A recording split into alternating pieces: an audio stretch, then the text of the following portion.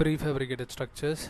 So நாம் வந்து இன்றைக்கி என்ன பார்க்க போகிறோம் அப்படின்னா யூனிட் 5. ஸோ யூனிட் 5 ஒரே லெக்சரில் வந்து நம்ம பார்க்க போகிறோம்.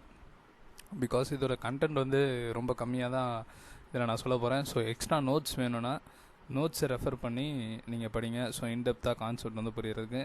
ஸோ இது வந்து ஜஸ்ட்டாக ரிவிஷன் மாதிரி தான் நான் வந்து கொஞ்சம் ஸ்லைட்ஸ் எல்லாமே ப்ரிப்பேர் பண்ணியிருக்கேன். ஸோ வாங்க ப்ரெசன்டேஷன் போவோம். So unit 5 design of abnormal loads. So இப்போ வந்து நம்மளுக்கு வந்து நார்மல் லோட்ஸ் இதெல்லாமே வந்து நம்ம பார்த்துருப்போம். ஸோ அதுக்கான டிசைன் என்ன அப்படின்றத நம்ம எல்லாருமே தெரிஞ்சிருப்போம். இதெல்லாமே நார்மல் கண்டிஷனுக்கு. ஸோ ப்ரீஃபேப்ரிகேட்டட் ஸ்ட்ரக்சர்ஸ் அப்படின்னு வரப்போ ஸோ அதில் எப்படி வந்து அப்நார்மல் லோடு வரப்போ அது வந்து எப்படி பிஹேவ் பண்ணோம், ஸோ இதனால் என்ன ஆக்சிடென்ட்ஸ்லாம் வித்ஸ்டாண்ட் பண்ணியிருக்கா இல்லையா, ஸோ எப்படி வந்து இது டெவலப் பண்ணிருக்காங்க, ஸோ இந்த மாதிரி எர்த்குவேக்கு, சைக்ளோனு, இதை தவிர்த்து வரக்கூடிய நேச்சுரல் டிசாஸ்டர்ஸ் எல்லாத்துக்கும் இது எப்படி ரெஸ்பாண்ட் பண்ணுது, ஸோ இதை வந்து எப்படி அவாய்ட் பண்ணணும், இந்த கொலாப்ஸ் ப்ரோக்ரஸிவ் கொலாப்ஸ் அப்படின்றத எப்படி அவாய்ட் பண்ணணும், ஸோ இதை பற்றின விஷயங்கள் தான் இந்த யூனிட்டில் நம்ம பார்ப்போம். ஸோ இதுதான் வந்து இதோடைய சிலபஸ். அதுக்கடுத்து அவுட்கம்ஸ் அப்படின்னு பார்க்குறப்ப இதை படித்து முடிச்சிட்ட பிறகு உங்களுக்கு என்ன நாலேஜ் கிடைக்கும் அப்படின்னு பார்த்தீங்கன்னா காம்பனன்ட்ஸ் இன் இண்டஸ்ட்ரியல் பில்டிங், அதை பொறுத்த ஒரு நாலேஜ் வந்து உங்களுக்கு கிடைக்கும். ஸோ ஃபஸ்ட்டு வந்து இன்ட்ரோடக்ஷன். எல்லா பில்டிங்குமே நீங்கள் வந்து ஒரு பில்டிங் டிசைன் பண்ணுறீங்க, ஒரு ஸ்ட்ரக்சர் டிசைன் பண்ணுறீங்க அப்படின்னா அது properly withstand for the normal conditional loads. ஓகேவா? ஸோ இதுதான் வந்து ஃபஸ்ட்டு பாயிண்ட். இதுக்கடுத்து இப்போ நீங்கள் வந்து ஒரு அன்எக்ஸ்பெக்டடாக ஒரு ஆக்சிடென்டலோ இல்லை வந்து நேச்சுரல் டிசாஸ்டரோ நடக்குது அப்படின்றப்ப அதுக்கு அந்த ஸ்ட்ரக்சர் வந்து வித்ஸ்டாண்ட் பண்ணுதா அப்படின்னு கேள்வி கேட்டிங்கன்னா அதுக்கான பதில் வந்து இல்லை. It is unexpected one. ஓகேவா? நம்ம வந்து ஒரு எர்த்குவேக்கோ இல்லை சம் அதர் திங்ஸோ வந்து நடக்கும் அப்படின்னு சொல்லி நம்ம எக்ஸ்பெக்ட் பண்ண மாட்டோம். But year by year we need to adapt those things also. So அதெல்லாமே நம்ம இப்போ கம்பைன் பண்ணி அந்த ஆக்சிடென்டல் லோட்ஸ் எல்லாமே நம்ம கம்பைல் பண்ணி நம்ம வந்து இப்போ வந்து டிசைனில் வந்து அதெல்லாமே கொண்டு வரோம். ஸோ இந்த மாதிரி விஷயங்கள் தான் எல்லாமே நம்ம வந்து பார்ப்போம் இந்த யூனிட்டில். ஓகேவா?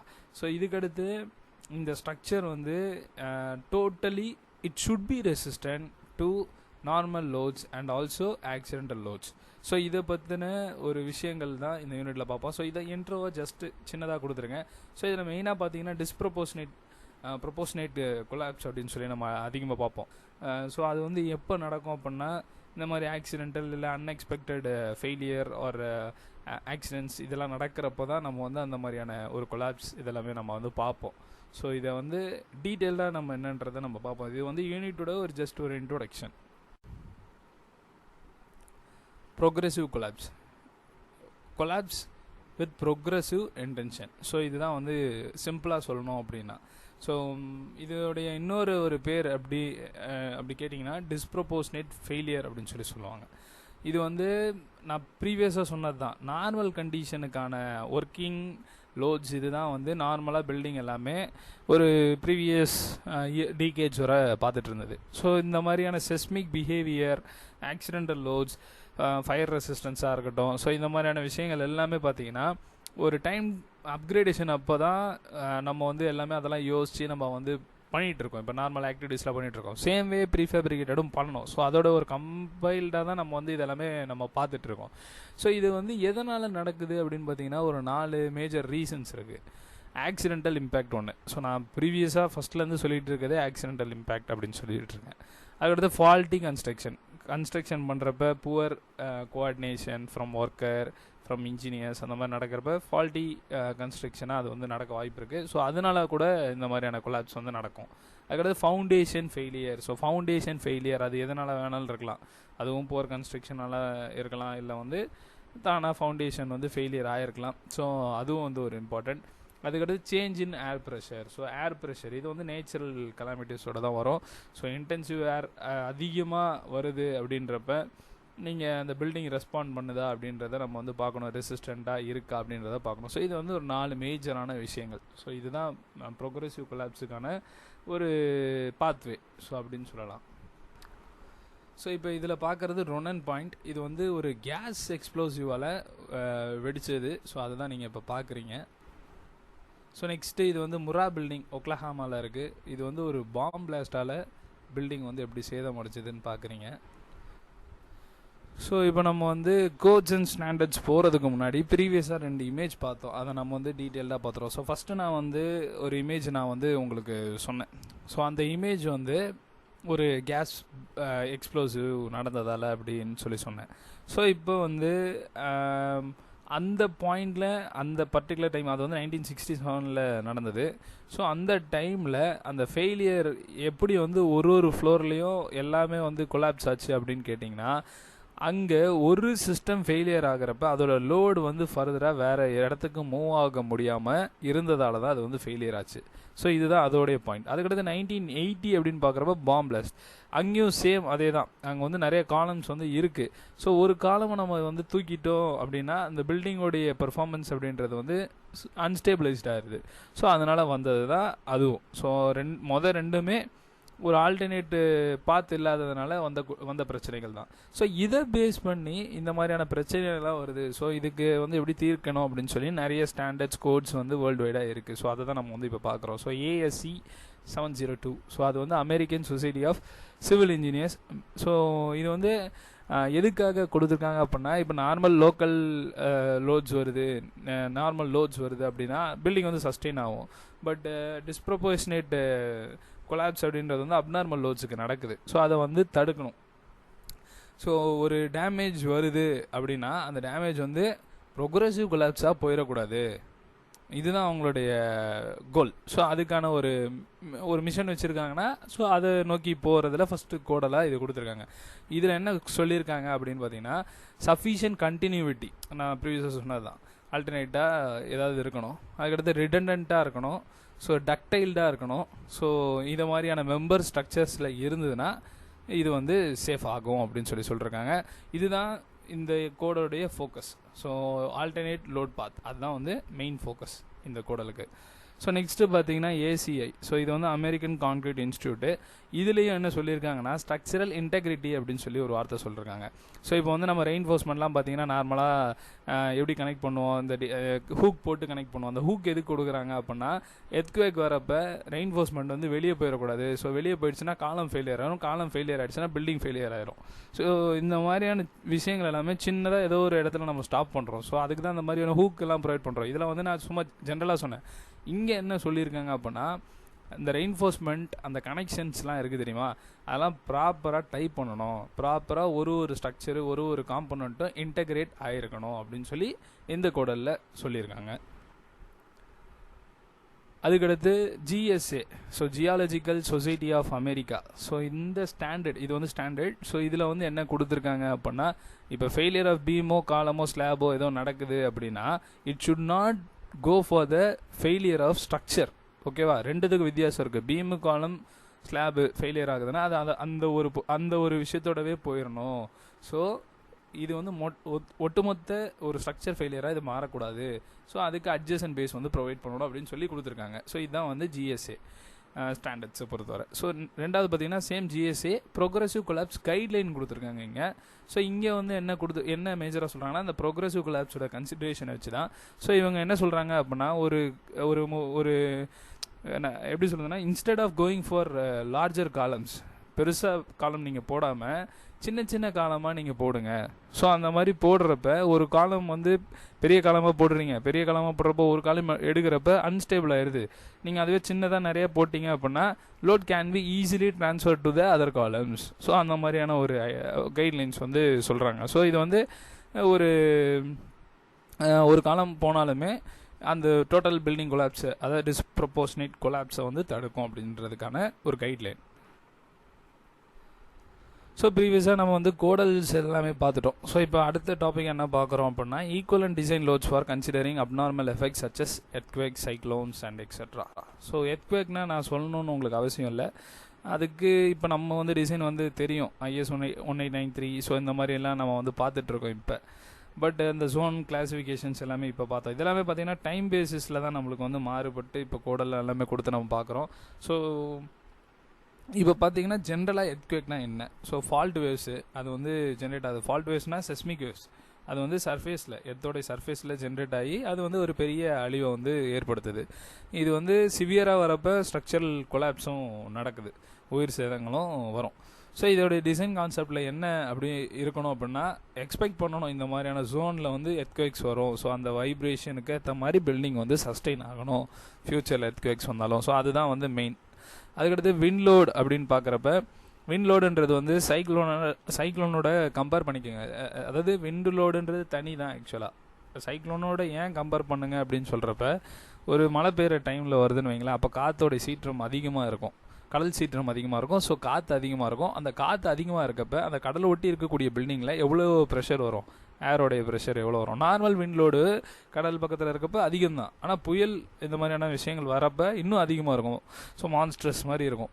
ஸோ அப்போ வந்து விண்ட் லோட் அப்படின்றது அதோட கம்பேர் பண்ணுங்கள். ஸோ உங்களுக்கு நான் இங்கே சொல்கிற பாயிண்ட்டும் சைக்ளோனோட லைட்டாக மேட்ச் ஆகும். நீங்கள் அப்படியே ரெயினோட அந்த அந்த அந்த கிளைமேட் அப்போ நீங்கள் யோசிச்சிங்கன்னா அதுக்கான ஆன்சர் உங்களுக்கு ஆட்டோமேட்டிக்காக வரும். ஸோ விண்ட் லோட் அப்படின்றது வந்து எப்படி வேரி ஆகும் அப்படின்னா, கீழே இருக்கப்போ காற்று கம்மியாக இருக்கும், மேலே போகிறப்ப அடுத்து ஒரு ஃப்ளோர் போகிறீங்களா கொஞ்சம் காற்று அதை விட கொஞ்சம் அதிகமாக இருக்கும், அடுத்து இன்னும் போகிறீங்களா இன்னும் அதிகமாக இருக்கும், மேலே போக அதிகமாகிட்டே போகும். காரணம் என்ன அப்படின்னா, கீழே வந்து கிரவுண்ட் லெவலில் எல்லாருமே ஆக்குப்பை பண்ணிட்டோம். ஸோ ஏர் வந்து கீழே வந்து ட்ராவல் ஆகுறதுன்றது வந்து ரொம்ப டிஃபிகல்ட். பட் நீங்கள் ஃப்ளோர் இன்க்ரீஸ் ஆக நீங்கள் ஒரு சர்டைனில் 5th ஃப்ளோர் வரைக்கும் போகிறீங்கன்னா உங்கள் சுற்றி வந்து எல்லாமே மேக்ஸிமம் 3 ஃப்ளோர்ஸ் தான் இருக்குது அப்படின்னா, உங்களுக்கான அந்த மேலே இருக்கக்கூடிய அந்த 2 ஃப்ளோருக்கான வாலில் வரக்கூடிய ப்ரெஷராக இருக்கட்டும், இல்லை அந்த காலமில் இருக்கக்கூடிய நோடில் வரக்கூடிய ப்ரெஷராக இருக்கட்டும், எல்லாமே அதிகமாக இருக்கும். ஸோ இதை கன்சிடர் பண்ணணும். அதுவும் எந்த ஜோனில் இருக்குது, அங்கே என்ன விண்ட் ஸ்பீட் வருது. ஸோ இதுக்கு கோடல் இருக்குது. IS 875 பார்ட் 4 வந்து விண்ட் லோடுக்கான டிசைன் எல்லாமே பார்ப்போம். அந்த கோடலை யூஸ் பண்ணி நீங்கள் அதில் இருக்கக்கூடிய கோஎஃபிஷியன்ஸை கண்டுபிடிச்சி அதில் வரக்கூடிய லோட்ஸும் லோடு இங்கே டிசைன் லோடுன்னு சொல்லி நீங்கள் போடுவீங்களே அதோட ஆட் பண்ணி நீங்கள் டிசைன் பண்ணணும். ஸோ இதுதான் வந்து கான்செப்ட். ஓகேவா? ஸோ இதுதான் விண்ட் லோடுக்கான மெயின் விஷயம். எப்படி ரெசிஸ்ட் பண்ணணும் அப்படின்றதுக்கு நான் சேர்த்தே சொல்லிட்டேன். ஸோ அட்மாஸ்பியர் ப்ரெஷர்ன்றது ஒரு ஃப்ளோருக்கு ஏற்ற மாதிரி வேரி ஆகும். ஸோ ஹைட் பேஸ் பண்ணி வேரி ஆகும். ஸோ அதுவும் மெயின் பாயிண்ட். ஸோ இது வந்து ஹரிசாண்டல் மோஷன், அது நல்லா ஞாபகம் வச்சுக்கோங்க. ஏர் வந்து ஹரிசாண்டல் தான் ட்ராவல் ஆகிறது. ஸோ நெக்ஸ்ட்டு பார்த்தீங்க அப்படின்னா எர்த்குவேக் கொலாப்ஸ் பேட்டர்ன். ஸோ இது வந்து கொலாப்ஸ் பேட்டர்ன் அப்படின்றது, கொலாப்ஸ் பேட்டர்னா என்னன்னு தெரியும் உங்களுக்கு. ஸோ அதில் நம்ம வந்து 3 விஷயம் பார்ப்போம். ஸோ ஃபஸ்ட்டு வந்து எர்த்குவேக் கொலாப்ஸ் பேட்டர்ன் அதை பார்ப்போம். இது வந்து செஸ்மிக் வச்சு தான், பேரை வச்சே உங்களுக்கு தெரிஞ்சோம், செஸ்மிக் தான் வச்சு தான். ஸோ இது வந்து ரெசிஸ்ட் பண்ணணும். ஓகேவா? இது எப்படி ரெசிஸ்ட் பண்ணணும் அப்படின்னா, மெட்டீரியல் வந்து ஒரு எலாஸ்டிக் ரேஞ்சில் இருந்தது அப்படின்னா நல்ல ரெஸ்பான்ஸ் இருக்கும். ஓகேவா? நீங்கள் நல்லா பார்த்துருப்பீங்க, லைட் வெயிட் பில்டிங்ஸ் எல்லாமே யூஸ் பண்ணுவாங்க ஜப்பான்ஸில். ஸோ அதெல்லாம் பார்த்தீங்கன்னா எலாஸ்டிக் பிஹேவியர் இருக்கக்கூடியதாக இருந்ததுன்னா அந்த மோஷனுக்கு ஏற்ற மாதிரியே ட்ராவல் ஆகும். நீங்கள் ரொம்ப சாலிடாக ஸ்டிக்காக வச்சுருந்தீங்க அப்படின்னா கொலாப்ஸ் தான் ஆகும். ஸோ இதுதான் ஃபஸ்ட்டு சொல்கிறாங்க. ஸோ சர்வைவ் ஆகிறதுக்கு எலாஸ்டிக் டிஃபார்மேஷன் அண்ட் எலாஸ்டிக் டிசப்பியேஷன், இதுக்கான corresponding to material distress. So இந்த மாதிரியான மெட்டீரியல்ஸ் எல்லாமே யூஸ் பண்ணணும். ஸோ இது வந்து சர்வை பண்ணணும், இதை மாதிரியான ஸ்ட்ரக்சர்ஸ் வந்து பில்ட் பண்ணணும். அதுக்கடுத்து வந்து ரிடண்டன்சி அண்ட் டக்டைல் பிஹேவியர், இதுவும் வந்து ப்ரிவெண்ட் ஆகும் கொலாப்ஸ்லேருந்து. ஸோ அதுவும் மெயின் பாயிண்ட். ஸோ இது வந்து எர்த்குவேக் கொலாப்ஸ் பேட்டர்னில் பார்க்குறீங்க. அடுத்து design alternatives for reducing progressive collapse. Design alternatives, ஓகேவா? பேர்லேயே அவங்களுக்கு தெரிஞ்சிடணும். ஸோ இது வந்து எப்படி ப்ரோக்ரெசிவ் கொலாப்ஸ், இப்போ ஒரு பில்டிங் பண்ணுறீங்கன்னா அது வந்து கண்டிப்பாக டிசைன் பாயிண்ட் ஆஃப் வியூவில் டிஸ்ப்ரொபோர்ஷனேட் கொலாப்ஸை வந்து அவாய்ட் பண்ணணும். ஸோ ரெசிஸ்ட் பண்ணணும், இதான் ஃபஸ்ட்டு. அதுக்கடுத்து பில்டிங் டிசைன் பண்ணுறப்ப இப்போ இந்த காலம் ஃபெயிலியர் ஆச்சுன்னா இதோட லோடு வந்து அடுத்து இருக்கக்கூடிய விஷயங்கள் ஆட்டோமேட்டிக்காக ஆல்டர்னேட் பாத்தை சூஸ் பண்ணி போகணும். என்டையராக டக்குன்ட்டு ஃபெயிலியர் ஆகிடக்கூடாது. இதுக்கான ப்ரொசீஜரும் கரெக்டாக டிசைன் பாயிண்டில் ஃபாலோ பண்ணணும். அதுக்கடுத்து provide sufficient strength to resist failure, இதுவும் இம்பார்ட்டண்ட்டான ஒரு விஷயம். ஸோ நீங்கள் வந்து ஒரு ஸ்ட்ரென்த்து கம்மியாக கொடுத்துட்டீங்க அப்படின்னா ஃபெயிலியரை தான் லீட் பண்ணும். அதுக்கான கரெக்டான ஸ்ட்ரென்த்தாகவும் இருக்கணும், எலாஸ்டிக் மீடியமாகவும் அது பிஹேவ் பண்ணுற மாதிரியாக டக்டைல்டாக இருக்கணும். ஸோ நெக்ஸ்ட்டு வந்து பார்த்திங்கன்னா கைட்லைன். ஸோ அந்த ஸ்ட்ரக்சரல் இன்டெகிரேட்டட் சிஸ்டமாக வரதுக்கு என்னென்ன கைட்லைன்லாம் கொடுத்துருக்காங்கன்னு பாருங்கள். ஸோ கனெக்ஷன், அதுதான் இன்டெகிரேஷன்னாலே. ஸோ டக்டைல்டாக இருக்கணும், large deformation capacity and energy அப்சார்ப்ஷனாக ஸ்ட்ரக்சர்ஸில் வந்து இருக்கணும். அதுக்கடுத்து குட் பிளான் லே அவுட்டு, இதுவும் வந்து மெயின் பாயிண்ட்டு. நீங்கள் வந்து லே அவுட் வந்து கண்ணாமணிக்காக போட்டிங்க அப்படின்னா, ஒரு கிரிட் ஃபார்மேஷன் இல்லாமல் இருந்தது அப்படின்னா ஒரு எப்படி சொல்கிறதுனா ஒரு கிரிப் இல்லாத மாதிரி இருக்கும், ஒரு டைப் இல்லாத மாதிரி இருக்கும். ஸோ அப்படின்றப்ப ஈஸியாகவே கொலாப்ஸ் ஆகும். ஸோ நீங்கள் வந்து அந்த பிளானும் வந்து கரெக்டாக பண்ணணும். அதுக்கடுத்து வந்து டைஸ். ஸோ அந்த பிரின்சிபல் எலமெண்ட்ஸ்லாம் வந்து கரெக்டாக இன்டெகிரேட்டட் சிஸ்டமாக இருக்கா, அந்த டைஸ் எல்லாம் ஒழுங்காக பண்ணியிருக்காங்களா அப்படின்னு பார்க்கணும். Next return on walls. So இது வந்து கொலாப்ஸ் பேட்டர்ன். ஸோ இந்த கொலாப்ஸ் பேட்டர்ன் இதோட முடியுது.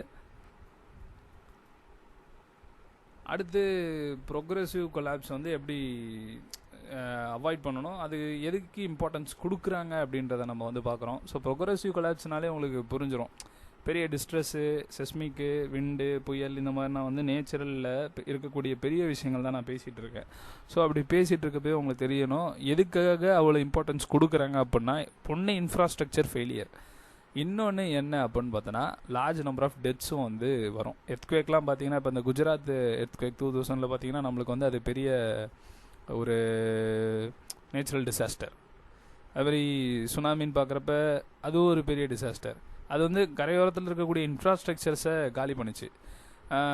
பட் ஆனால் எர்த்குவேக்னு வரப்போ என்டையர் அந்த ஜோனில் இருக்கக்கூடியது எல்லாமே காலி பண்ணிடுது. அந்த பில்டிங்ஸ் எல்லாமே கொலாப்ஸ் ஆகிடுது. அதுக்கடுத்து பார்த்திங்கன்னா விண்டு. இப்போ நம்ம நிறையா வந்து சைக்ளோன்ஸ் பார்த்துட்ருக்கோம். ஸோ அப்படி சைக்ளோன்ஸ் பார்க்குறப்ப அதோடய விண்டு ப்ரெஷரும் இப்போ வந்து அதிகமாகிட்டு இருக்கு.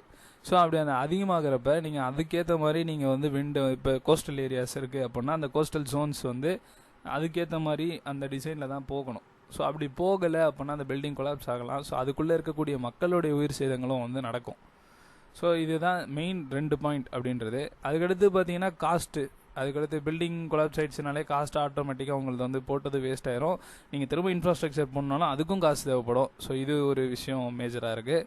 அதுக்கடுத்து நியர்பை ஸ்ட்ரக்சர். ஒரு வீடு விழுது அப்படின்னு வைங்களேன், ஒரு வீடு வந்து விழுது அப்படின்னா நியர்பை ஸ்ட்ரக்சரையும் பாதிப்பாக்கும். ஸோ அதுவும் இருக்குது. ஸோ இதெல்லாமே தான் நம்ம வந்து ப்ரோக்ரெசிவ் கொலாப்ஸுக்கு இவ்வளோ இம்பார்ட்டன்ஸ் கொடுத்து பார்க்க வைக்கிறதுக்கான ஒரு விஷயங்களாக வந்து அமையுது. Next minimise risk of progressive collapse. So இது பார்த்தீங்கன்னா என்ன கொடுத்துருக்காங்க அப்படின்னு மெயினாக பாருங்கள். So increase the redundancy, increase resistance, interconnection or continuity, அதான் ஸ்ட்ரக்சரல் இன்டெகிரிட்டி, அப்புறம் அதர்ஸ். இதெல்லாமே நம்ம ப்ரீவியஸாக டிஸ்கஸ் பண்ணது தான், இப்போ தனித்தனியாக கொடுத்துருக்காங்க. ஸோ அதுவும் என்னென்னு பார்த்துருவோம். ஸோ ஃபஸ்ட்டு வந்து ரிடண்டன்சி. ஸோ இது வந்து பார்த்தீங்கன்னா இந்த அப்ரோச், இந்த ரிடண்டன்சி அப்படின்றது வந்து ரிடண்டன்ட் ஸ்ட்ரக்சர் சொல்லி ஸ்ட்ரக்சரல் அனாலிசிஸ்லாம் நம்ம படிச்சிருப்போம். ஸோ ஒரு ஃபார்மேஷனாக இருக்கும், அது வந்து ஒரு இன்டெகிரேட்டடாக இருக்கும். இங்கே வந்து பார்த்தீங்கன்னா இப்போ நான் ப்ரீவியஸாக சொன்னது தான், இப்போ ஒரு காம்பனண்ட் ஃபெயில் ஆகுது அப்படின்னா ஆட்டோமேட்டிக்காக ஆல்டர்னேட் பார்த்து சூஸ் பண்ணி அந்த லோடு வந்து ஃபர்தராக ட்ரான்ஸ்ஃபர் ஆகணும். அந்த கேஸ் எக்ஸ்ப்ளோஷனில் அதான் நடந்தது. ஒரு ஃபெயிலியர் ஆகிறப்ப அப்படியே ஃபுல்லாக ஒரு கொலாப்ஸ் ஆயிடக்கூடாது. ஸோ இந்த மாதிரியான விஷயம் வந்து மேஜராக பார்ப்பாங்க. ஸோ ஆல்டர்னேட் லோட் பார்த்து தான் இதில் ஃபஸ்ட்டு கொடுக்கக்கூடிய மெயின் பாயிண்ட்டு. அதுக்கடுத்து நீங்கள் ரிடண்டன்சியாக டிசைன் பண்ணுறீங்க அப்படின்னா அந்த ஒரு காலம் போயிடுச்சு அப்படின்னா அந்த லாஸை வந்து அதை டாலரேட் பண்ணணும். ஸோ அதுக்கான ஸ்ட்ரக்சர் ரெக்குயர்மெண்ட்ஸ் எல்லாமே சேர்த்து தான் அது வந்து இருக்கணும் அப்படின்னு சொல்கிறாங்க. அதுக்கடுத்து நீங்கள் வந்து இப்போ தான் நான் ப்ரீவியஸாக சொன்னது, அந்த கோடலில் சொன்னது தான், காலம்ஸ் வந்து லார்ஜர் காலமாக நீங்கள் டிசைன் பண்ணுறதை விட்டு ஸ்மால் காலம்ஸாக நிறையா வந்து போட்டுடலாம். ஸோ அது வந்து நல்ல ஒரு என்கரேஜிங் டிசைனாக அமையுதுன்னு சொல்லியிருக்காங்க.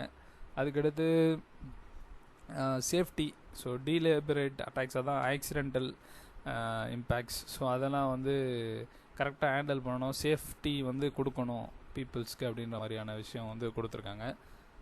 ஸோ இது ஆல்டர்னேட் லோட் பேத்தால் இவ்வளோ வந்து நன்மைகள் இருக்குது. ஸோ டிசைன் பாயிண்ட் ஆஃப் வியூவில் ரிடண்டன்ட் ஆல்டர்னேட் லோட் பேத் வந்து ரொம்ப இம்பார்ட்டன்ட். நெக்ஸ்ட்டு வந்து local resistance. So local resistance அப்படின்னு பார்க்குறப்ப அந்த ரெசிஸ்டிங் தான், ஒரு ஸ்ட்ரக்சர் எப்படி ரெசிஸ்ட் ஆகுது, அந்த காம்பனண்ட் வந்து எப்படி பிஹேவ் பண்ணுது இந்த மாதிரியான அட்டாக்ஸ் வரப்போ. ஸோ இது வந்து நார்மல் கண்டிஷனுக்கு நார்மலாக ரெசிஸ்ட் ஆயிரும். இந்த மாதிரியான எர்த்குவேக்கோ இல்லை ஏதோ வருது அப்படின்னா அதுலேயும் வந்து அந்த மீடியம் வந்து உங்களுக்கு அடிஷ்னலாக ரெசிஸ்டன்ஸாக இருக்கணும் அப்படின்னு சொல்லியிருக்காங்க. அதுக்கடுத்து interconnection or continuity. So interconnection or continuity அப்படின்றது வந்து அந்த ஸ்ட்ரக்சரல் இன்டெகிரேஷன் தான். நம்ம அப்போவே பார்த்தோம் நிறைய பில்டிங் கொலாப்ஸ் இப்போலாம் பார்த்தீங்க அப்படின்னா அந்த ஃபெயிலியர் எல்லாமே பார்த்தீங்கன்னா குட் பி அவாய்டட் தான். ஸோ இது வந்து ஸ்ட்ரக்சரல் காம்பனன்ட்ஸ் வந்து ஒழுங்காக இன்டர் கனெக்ட் பண்ணாமல் இருந்ததுனால தான் இந்த மாதிரியான விஷயங்கள் எல்லாமே வருது அப்படின்னு சொல்லி ஸ்டடீஸில் வந்து இவங்க ஃபைண்ட் அவுட் பண்ணிருக்காங்க. நீங்கள் ஒழுங்காக இன்டர் கனெக்ட் பண்ணீங்க அப்படின்னா அந்த பில்டிங் வந்து எஃபெக்டிவாக இருக்கும். ஸோ அந்த ஸ்ட்ரக்சரல் கனெக்ஷன்றது பில்டிங்கில் ரொம்ப மெயினான விஷயம் அப்படின்னு சொல்கிறாங்க. ஸோ இதுவும் வந்து மெயின் பாயிண்ட்டு, இதுவும் பார்த்துக்கோங்க. இதுக்கடுத்து அதர்ஸ் அப்படின்னு சொல்லி டக்டைல், ஸோ அது அப்புறம் இன்னும் சில விஷயங்கள்லாம் போட்டிருந்தேன், அதுவும் இருக்குது. ஸோ டக்டைல்னாலே உங்களுக்கு புரிஞ்சிடும் எதுக்கு வந்து ரெயின்ஃபோர்ஸ்மெண்ட் வந்து அந்த F415 அப்புறம் வந்து 500D டக்டைல்டாக இருக்கணும் அப்படின்னு சொல்லி சொல்கிறாங்கன்னா, செஸ்மிக்கு மெயினாக சொல்லுவாங்க. நீங்கள் ரொம்ப திக்காக ஒரு ஸ்ட்ரக்சர் பில்ட் பண்ணுறீங்கன்னா அது வந்து கொலாப்ஸுக்கு வழி வகுக்கலாம். ஸோ நீங்கள் ரொம்ப தின்னாகவும் போகக்கூடாது, but you need to be on that constant ratios. So அதுதான் வந்து மெயினாக பார்க்கக்கூடியது. ஸோ டக்டைல்டாக இருக்கணும், எனர்ஜி அப்சர்ப்ஷனாக இருக்கணும், இந்த மாதிரியான நேச்சுரல் கலாமிட்டிஸ்க்கு அது சஸ்டெயின் ஆகணும். ஸோ இந்த மாதிரியான டிசைன் அப்ரோச்சஸ் எல்லாமே ஃபாலோ பண்ணிங்க அப்படின்னா ப்ரோக்ரெசிவ் கொலாப்ஸில் வந்து பில்டிங்கை வந்து நீங்கள் கொண்டு வரலாம் அப்படின்னு சொல்லி சொல்கிறாங்க. அண்ட் தென் இதோட வந்து உங்களுடைய ஃபுல் பார்ட்டு யூனிட் எல்லாமே முடியுது, 5 யூனிட்டும் முடியுது. அண்டு ஸோ நம்ம 5 யூனிட்டும் வந்து ரிவைஸ்டாக எல்லாமே பார்த்துட்டோம். ரொம்ப இன்டெப்த்தாக நம்ம வந்து பார்க்கல, எல்லாமே மேலோட்டமாக நம்மளுக்கு புரிய வேண்டிய கான்செப்ட்ஸ் எல்லாமே சொல்லியிருக்கு. ஸோ நீங்கள் வந்து எக்ஸாம் பாயிண்ட் ஆஃப் வியூவில் அப்படின்னு பார்க்குறப்ப you need to gather more things. So அப்போ நீங்கள் இன்னும் நோட்ஸை ரெஃபர் பண்ணி அதுக்கேற்ற மாதிரி எழுதணும். ஸோ இதெல்லாமே வந்து பார்த்திங்கன்னா key points. So key points வந்து ஜஸ்ட் ஃபார் ரிமெம்பரன்ஸ். நீங்கள் இன்னும் நோட்ஸை எல்லாமே ரெஃபர் பண்ணி எக்ஸாமில் வந்து எழுதுங்க. All the best. தேங்க்யூ.